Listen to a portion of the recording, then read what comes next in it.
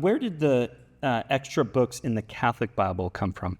Yeah, so that's a good question because we do have a category of books that are sometimes referred to as the Apocrypha. So Roman Catholics will refer to them as the Deuterocanon, which means second canon. And they would say, I think accurately, this doesn't mean second in reception or second in influence, but second in reception. So basically what we have is between Malachi and Matthew, the last book of the Old Testament and the first book of the New Testament, you have a period of 400 years. Now it's sometimes referred to as the 400 years of silence, but that's a bit of a misnomer because there was a lot being written during that time, especially in Jewish history. And so you have these books being written, books like 1st and 2nd Maccabees, Tobit, and so on.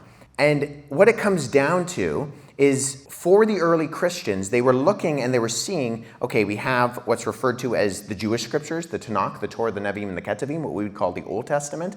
And you have this other group of books, which is written after that group that the Jews considered scripture. What do we do with that? And for a lot of people within the early church, they looked at that and they said, the Jews never considered that scripture.